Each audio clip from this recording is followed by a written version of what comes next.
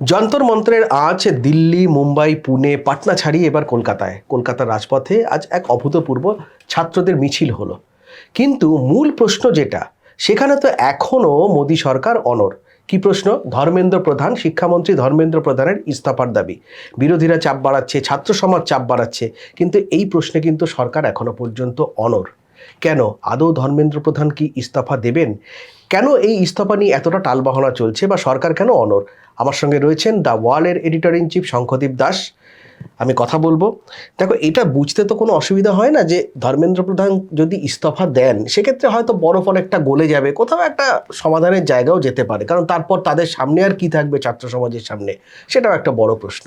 কিন্তু এটা কোথাও যেন একটা মনে হচ্ছে যেন একটা স্নায়ুর লড়াই চলছে, একটা মানে কি বলবো, একটা সম্মান, প্রেস্টিজের একটা ইস্যু হয়ে গেছে। দেখো, এই ধরনের প্রতিবাদ আন্দোলনের তো সবসময় একটা একটা চাপ থাকে, এবং যারা প্রতিবাদে নেমেছে তাদের কিছু এজেন্ডা থাকে। তো এইখানে তাদের যে তিনটে দাবি বা চারটে দাবি, তার মধ্যে পয়লা দাবি হচ্ছে ধর্মেন্দ্র প্রধানের ইস্তফা। এবং আজকেও এই যে ককরোচ জনতা পার্টি বা এই যুব সমাজ যারা আজকে যন্তর মন্তরে আন্দোলন করছেন, তারা একটা কথা বলেছেন যে এই বিষয়টা হচ্ছে নন নেগোশিয়েবল, মানে এটা নিয়ে আমরা কোনো আপোষ করব না, এই শর্তটায় কোনো আপোষ আলোচনার মধ্যে আমরা যাব না, এটা নন নেগোশিয়েবল। এবং কখন বলেছেন? যে যখন আজকে দিল্লিতে কনস্টিটিউশন ক্লাবে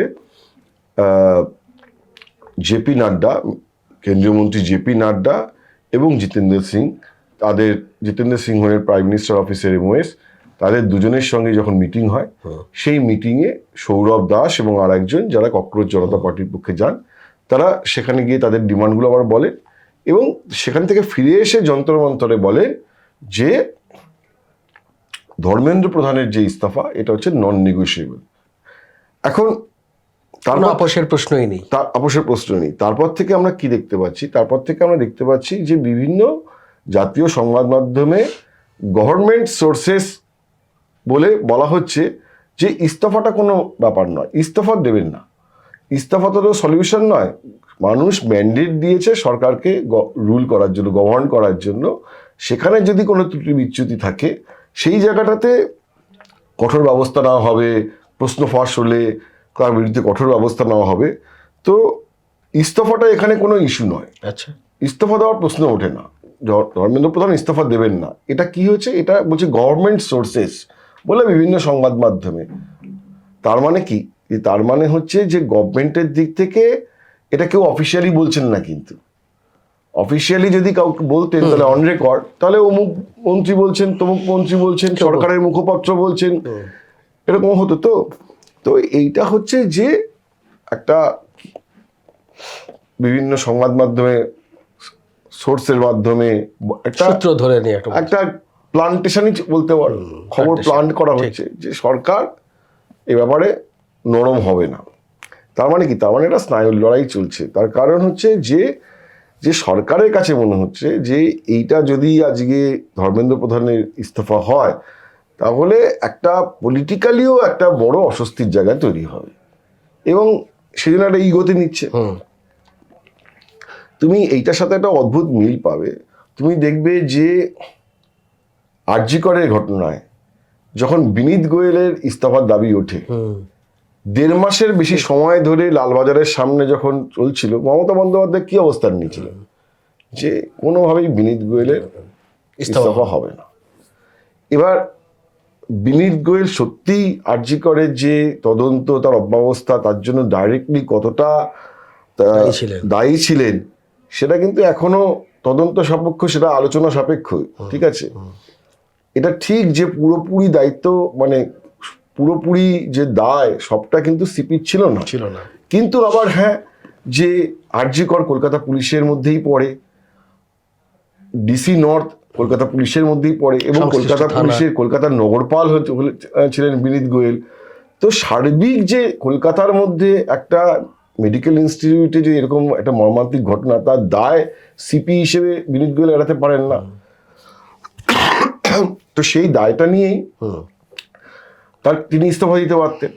কিন্তু মমতা বন্দ্যোপাধ্যায় জেদ ধরে রইলেন যে যদি এই ছাত্রদের আন্দোলনের কাছে মাথা নত করে যদি আজকে আমি বিনীত গোয়েলকে সরিয়ে দিই, তাহলে তো আমার পলিটিক্যাল এম্বারাসমেন্ট হলো। সরাচ্ছিলেন না, কিন্তু কি হলো না, নন নেগোসিয়েবল হয়ে গেল ওটা। ছাত্ররা বললো যে না, বিনীত গোয়েলকে ইস্তফা না সরালে আমরা এখান থেকে সরবো না। আলটিমেটলি কিন্তু সরাতে হলো। সে তুমি সরিয়ে দিয়ে বিনীত গোয়েলকে অন্য পদে পাঠিয়ে মমতা বন্দ্যোপাধ্যায় যখন বললেন ওকে আমি পরে দেখে নেব, সে যাই হোক না কেন, কিন্তু সরাতে তো বাধ্য হলো। একটা মেসেজ চলে গেল ততক্ষণে। তো যে কারণে মমতা বন্দ্যোপাধ্যায় সরাচ্ছিলেন না তখন, আজকে অনেকটা সিমিলারিটি তুমি এই ব্যাপারে দেখতে পাবে যে ধর্মেন্দ্র প্রধানের ক্ষেত্রে। কারণ এবং সরকার ওই জন্য বিভিন্ন রকমের সোর্সেস মাধ্যমে, যে বিভিন্ন সংবাদ মাধ্যমে বেরোচ্ছে, সোর্সেস সেট করে বেরোচ্ছে, সেটা হচ্ছে একটা ওই প্লান্ট হচ্ছে যে সরকার এরকম ভাবছে। এটাও কিন্তু একটা মানে স্নায়ুর লড়াই, প্রেশার পলিটিক্স একটা কোথাও। একটা জিনিস দেখো, যে আন্দোলনের চাপের মুখে পড়ে নরেন্দ্র মোদী সরকার যে পেছনে হটেনি কখনো, এরকম কিন্তু বলা যায় না। নরেন্দ্র মোদী সরকার গত 12 বছরে আন্দোলনের চাপে পড়ে একাধিকবার পিছু হটেছে। তার মধ্যে প্রথম পিছু হটা ছিল 2014 সালে ক্ষমতা আসার পর, সম্ভবত 2014 সালের ডিসেম্বর মাসে যেটা অর্ডিন্যান্স আনা হয়, যে ল্যান্ড বিলের অর্ডিন্যান্স, ল্যান্ড অর্ডিন্যান্স, জমি অধিগ্রহণ আইন, যেটা ছিল 2013 সালের যে সংশোধিত আইন, সেই আইনকে আবার সংশোধন করে একটা অর্ডিন্যান্স, অধ্যাদেশ আনার চেষ্টা হয়েছিল যে শিল্পায়নের গতি আনতে। কিন্তু সেটা নিয়ে দিল্লি, মেরঠ, হরিয়ানা, পাঞ্জাবের কৃষকরা আন্দোলনে নেমে পড়েন। পরবর্তীকালে রাজস্থান, মধ্যপ্রদেশে ছড়িয়ে গেল। এবং আমার মনে আছে রামলীলা ময়দানে কংগ্রেসের ডাকে বিরাট সভা হলো। তখন তো কংগ্রেসের খুব মরা বাজার, কংগ্রেসের পার্টি অফিসে তখন মানে খা করছে আর কি। মানে তখন কংগ্রেসের পার্টি অফিসে দুপুরবেলা বা বিকেলবেলা গেলে মানে কেউ নেই, জনমানবহীন একটা। সেই জায়গায় সেই কংগ্রেস, যে কংগ্রেস একদম ম্রিয়মান, যে কংগ্রেসের মানে কোনো লোকসভা শক্তিই নেই, সেই কংগ্রেসের নেতৃত্বেই আলটিমেটলি এমন একখানা মুভমেন্ট তৈরি হলো, যার ফলে যে সেই অধ্যাদেশ কিন্তু আর মানে অধ্যাদেশটাকে আর অ্যাকচুয়ালি বিল হিসেবে পাশ হলো না, এবং সেটাকে গভর্নমেন্ট ফিরিয়ে নিল। এটা হচ্ছে প্রথমবার। দ্বিতীয়বার তোমার মনে আছে যে 3টে কৃষি বিল, এবং প্রায় 1 বছরের মতো সময় ধরে দিল্লির উপকণ্ঠে পুরো ফার্মার্সদের অ্যাজিটেশন, রাস্তা বন্ধ, লন্ডভন্ড, পুলিশি মারধর, নানা রকম হলো। হওয়ার পরে কি হলো, যে ফাইনালি 3টে যে ল্যান্ড বিল, সেই 3টে ল্যান্ড বিল প্রত্যাহার করে। এখন নাটকীয়ভাবে প্রত্যাহার করেছিলেন। কথা হচ্ছে যে গভর্নমেন্ট সাকাম করেনি কখনো, এরকম নয়। কিন্তু এক্ষেত্রে কেন তাহলে? কিন্তু নরেন্দ্র মোদী সরকার এর আগে কোনো পলিটিক্যাল প্রেসারে কোনো মন্ত্রীকে চেঞ্জ করেনি। তুমি যদি আবার একটু ডিপ ডাইভ দাও, একটু পেছনের দিকে হাঁটো, তুমি দেখতে পাবে যে যখন এই IPL কেলেঙ্কারি কাণ্ড হয় বা অভিযোগ ওঠে, যখন এই মেহুল চস্কি যখন পালিয়ে যাচ্ছে, তখন এরকম মনে হয় এই যে ললিত মোদী পালিয়ে গেল। তো ললিত মোদীকে যে বিদেশে চলে যাওয়ার জন্য ভিসা পেতে সাহায্য করেছিলেন তৎকালীন বিদেশমন্ত্রী সুষমা স্বরাজের ইস্তফা দাবিতে বিরোধীরা তোলপাড় ফেলে দিয়েছিল সংসদ, এবং সংসদ দিনের পর দিন অচল ছিল, এবং পার্লামেন্টের ডিবেট হয়। সেই ডিবেটে রাহুল গান্ধী বলেন, সুষমা স্বরাজ নিজে বলেন, এবং একটা ড্রামাটিক ডিবেট হয়েছিল, এবং চরম চাপের মধ্যে সরকারকে ফেলে দিয়েছিল যে কেন ললিত মোদীকে ভিসা পাইয়ে দিতে সাহায্য করেছিলেন সুষমা স্বরাজ। কিন্তু তারপরেও কিন্তু সুষমা স্বরাজকে সরাননি প্রধানমন্ত্রী নরেন্দ্র মোদী। মন্ত্রীকে ইস্তফা দেওয়ানোর ক্ষেত্রে এইটার জায়গা থেকে কিন্তু পলিটিক্যালি কখনো এই জায়গাটা কখনো করেননি। তো যেটা কখনো করেননি সেটা আগামী দিনে কখনো করবেন না, এরকম কোনো লিখিত পরিত ব্যাপার নেই। যে কোনো সরকারই চায় যে শেষ মুহূর্ত পর্যন্ত এই যে দাবি, স্নায়ুর লড়াই, যে মন্ত্রীপদ থেকে ইস্তফা, এই দাবিটাকে রুখে দেওয়া যে কোনো সরকার চায়, কারণ সেটা একটা পলিটিক্যাল এম্বারাসমেন্ট হয়। তো আজকে নরেন্দ্র মোদী সরকারের কাছে আমার মনে হচ্ছে যে সেই লাস্ট ডিচ এফোর্টটা চলছে, যে এখনো একটা দর কষাকষি করে যে না ধর্মেন্দ্র ইস্তফা কেন দেবে, বাকিটা আমরা বুঝে নিচ্ছি, বা ধর্মেন্দ্র এখন ইস্তফা দেবে না, 1 মাস পরে মন্ত্রিসভার রদবদল হবে, তখন না আমরা তাকে সরিয়ে দেবো, আজকে এখন দরকার নেই, কোথাও এখানে মুখ রক্ষা। আমরা সরাবো, আমরা কদিন বাদে সরাবো। তো এরকমও হতে পারে, আমি এটা হাইপোথেটিক্যাল বললাম, কিন্তু লাস্ট ডিচ এফোর্ট চলছে যাতে করে ওকে মানে একটা ফেস সেভ করা যায় আর কি। ফেস সেভ করা যায়। কোথায় কিন্তু এই যে আলটিমেটাম দিয়ে দিয়েছে 24 ঘন্টার মধ্যে, তোমার মনে হয় এই প্রেশারটা কোনো কাজে লাগবে? না দেখো, সেটা হচ্ছে যে এটা যদি শুধু পলিটিক্যাল প্রেশার হতো, মানে একদম এটা কংগ্রেসের আলটিমেটাম, এটা সিপিএম এর আলটিমেটাম, বা এটা বিরোধী জোটের আলটিমেটাম, সেই আলটিমেটামের গুণগত বিষয় যেটা, তার থেকে এই ছাত্র আন্দোলনের যে আলটিমেটাম তার গুণগত ফারাক রয়েছে। ছাত্র আন্দোলনের যে আলটিমেটাম, তারা যে হুঁশিয়ারি দিচ্ছে এবং তারা যে বলছে নন নেগোশিয়েবল, তাদের তো প্রশমিত না করতে পারলে গোটা দেশে যেভাবে ছড়াচ্ছে এই আন্দোলনটা, সেটাকে থামানো যাবে না। এবং এটাই প্রাইমারি পয়েন্ট হয়ে গেছে যে ধর্মেন্দ্র প্রধানের ইস্তফা। ফলে গভর্নমেন্টেরও কিন্তু এই জায়গাটা খুব ন্যারো হয়ে এসছে, ছোট হয়ে যাচ্ছে আস্তে আস্তে, গভর্নমেন্টের জায়গাটা খুব ন্যারো হয়ে এসছে। ফলে এইটাকে, এই যে এতদিন কোনো মন্ত্রীর ইস্তফা হয়নি তার মানে এবারও হবে না, এইটা কিন্তু এবারে আর বলা যাচ্ছে না।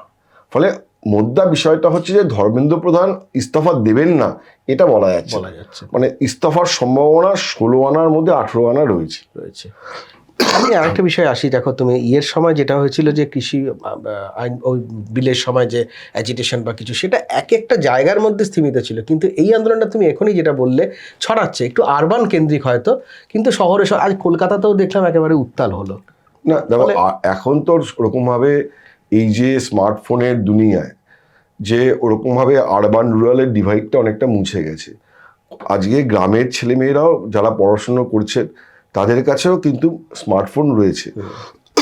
সরি, বহু ক্ষেত্রে সরকারি স্কিমই আছে স্মার্টফোন দেওয়া, ট্যাব দেওয়া, কম্পিউটার দেওয়া। তার ফলে তারা কিন্তু আর বিচ্ছিন্ন নয়, তারাও এই গোটা ব্যাপারটার সঙ্গে একেবারে সম্পৃক্ত এবং যুক্ত। তো সুতরাং যে এটা শুধুমাত্র আরবান ফেনোমেনন বললে ভুল হবে, শহরে আন্দোলনগুলো বেশি হচ্ছে, গ্রামে আন্দোলন হয়তো সংগঠিত হচ্ছে না। গ্রাম থেকেই ছেলেমেয়েরা আসছে শহরে আন্দোলন করতে, বা গ্রামে বসে বসেই হয়তো সোশ্যাল মিডিয়ায় তাদের কমেন্ট জানাচ্ছে। তো ফলে এটা যেভাবে এটা ছড়িয়ে গেছে, এবং যেহেতু এখানে কোনো পলিটিক্যাল কালার নেই, ছাত্ররাই মিলেমিশে ওখানে একটা আন্দোলন চালিয়ে যাচ্ছে এবং লাগাতারভাবে চালিয়ে যাচ্ছে। তো সেই জন্য ফলে যে এবার ওই বারবার বলছি না যে গুণগত ফারাক রয়েছে, যে এটা কোনো পলিটিক্যাল প্রেশার নয়, এটা ছাত্রদের সামগ্রিকভাবে যুব সমাজের একটা প্রেশার। এবং মনে রাখতে হবে যে এই যুব সমাজের যে হোপ, অ্যাসপিরেশন, এইটার এরা ভরসা করেছিলেন নরেন্দ্র মোদীকে। এবং 2014 সালে প্রধানমন্ত্রী পদে যে নরেন্দ্র মোদী বসেছিলেন এবং বিপুল একটা জনাদেশ নিয়ে যে ক্ষমতা এসেছিলেন, তার একটা বড় ফ্যাক্টর ছিল যে ইউথ ভোট। এবং ইউথ ভোট, কেন ইউথ ভোটাররা ভোট দিয়েছিলেন? তাদের মনে হয়েছিল আচ্ছে দিন আনেওয়ালা হয়, এই যে মোদীর স্লোগান, এবং ঠিক তো এইটা তাদের কাছে মনে ধরেছিল যে নীতি থেকে একটা ইতিবাচক দিকের জায়গা, একটা হোপ, এই আশা নিয়ে তারা ভোটটা দিয়েছিলেন। তো দেখা যাচ্ছে, আর আজকের আন্দোলনে কি দেখা যাচ্ছে, সেই যে ইউথ, সেই ইউথেরই একটা বড় অংশ কিন্তু সরকার বিরোধী আন্দোলনে নেমে পড়েছে। তো ফলে এটা অ্যালার্মিং। এখানে যদি খুব জেদাজেদির জায়গায় যায়, তার ফলে যদি আজকে, এবং যেহেতু যন্তর মন্তরের আন্দোলনটা কোনো টিপিক্যাল পলিটিক্যাল পার্টি দ্বারা অর্গানাইজ নয়, তার ফলে যে এটা যে কি রূপ নেবে, হ্যাঁ, কি শেপে আসবে কেউ জানে না কেউ, ঠিকই। তো সুতরাং সেখানে একটা ঝুঁকিও থেকে, একটা সরকারকে তোমার একেবারে নাড়িয়ে দেওয়ার জন্য যে অনেকগুলো উপাদান একত্রিত হতে হয়, তোমার মনে হচ্ছে যে সেই উপাদানগুলো মানে কোথাও একটা থ্রেট মনে হচ্ছে তোমার কাছে? হ্যাঁ, এবং তুমি দেখো এদেরকে পুলিশ দিয়ে লাঠি, যে বেধড়ক সেনকে লাঠি চালানো হয়, এবং দেখা যাচ্ছে যে পেলেট গানের বারবার বলছে এরা ছড়া হয়েছে। তো তার ফলে কি, যে এদেরকে ছত্রভঙ্গ করতে গেলে যা কড়া কঠোর পদক্ষেপ করা ছিল তো হয়ে গেছে, আর তো সেই কোয়েরসিভ জায়গাটা আর নেই, কারণ সেখানে তার নিয়ে এত সমালোচনার মুখে পড়েছে, এবং বাধ্য হয়ে আজকে সুপ্রিম কোর্ট বলেছে যে সোমবার দিন শুনানি হবে। তো সেই জায়গা থেকে আর তো কোনো হার্শ স্টেপ নেওয়ার জায়গা নেই।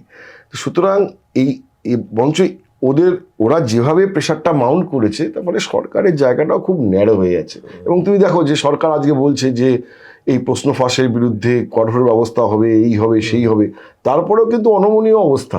একেবারে তারপরে ওরা বারবার করে বলছে যে আমাদের প্রথম দাবিটা হচ্ছে যে ধর্মেন্দ্র প্রধানকে সরাতে হবে। এই কিছুক্ষণ আগে দেখলাম এনটিআইয়ের কয়েকজনকে বরখাস্ত করেছে, মানে হয়তো এটারই একটা আস্তে আস্তে করছে, কিন্তু এরা ন্যাশনাল টেস্টিং এজেন্সির যে সংস্কার, সেটা তো ওদের দাবি রয়েছেই, এবং সেটা তো সরকারও করতে রাজি আছে। কিন্তু তারপরেও কেন? কারণ তাদেরও এটাই তো দাবি না, যে যে যে শিক্ষামন্ত্রীর পৌরোহিত্যে আজকে পুরো ব্যাপারটা ঘটেছে, তো তাকেই রাখতে হবে এর কোনো তিনি মানে এতটাই ইনডিসপেন্সিবল যে তাকেই রাখতে হবে, আর কেউ নেই। মানে দেশের শিক্ষামন্ত্রী হওয়ার জন্য আর কোনো বিকল্প আর কেউ নেই। তো এইটাই তাদের যুক্তি একেবারে। এবং আমার মনে হচ্ছে যে এবারটা অন্যবারের থেকে ডিফারেন্ট, এবং এবারে ধর্মেন্দ্র প্রধানের ঢাল হয়ে যে তাকে ইস্তফা না দিয়ে পদে রেখে দেওয়াটা এবারে একটু চাপের আছে, অর্থাৎ স্নায়ু, মানে ফলে এবারে যে ধর্মেন্দ্র প্রধান যে ইস্তফা দেবেনই না, এই কথাটা শেষ চরম কথাটা আজকে বলা যাবে না, বরঞ্চ 16 আনার মধ্যে 18 আনার সম্ভাবনা কিন্তু রয়ে গেছে যে শেষমেশ তাকে ইস্তফা দিতেই হবে। মানে আজ একেবারে আজ সন্ধ্যায় দাঁড়িয়ে বলা যায় না যে ধর্মেন্দ্র প্রধানের প্রশ্নে একেবারে অনড় থাকবে কেন্দ্র। যতই প্ল্যান্টেশন একটা হোক বা একটা সূত্র মারফত একটা আমরা আলোচনায় উঠে এসেছিল যেভাবে যে ধর্মেন্দ্র প্রধান হয়তো ইস্তফা দেবেন না, একটা স্নায়ুর লড়াই চলছে। কিন্তু এই মুহূর্তে যা পরিস্থিতি, তাতে বলা যায় না যে অতীতের সমস্ত রেকর্ড ব্রেক করবে হয়তো যে ধর্মেন্দ্র প্রধান ইস্তফা দেবেন না, এমনটা কিন্তু বলা যায় না। ফলে এখন প্রতিটা মুহূর্তেই খুব ইম্পর্টেন্ট, জল কোন দিকে গড়ায় দেখবার জন্য। আমাদের আলোচনা আপাতত এই পর্যন্তই। সব খবর দেখার জন্য চোখ রাখুন দ্য ওয়ালে।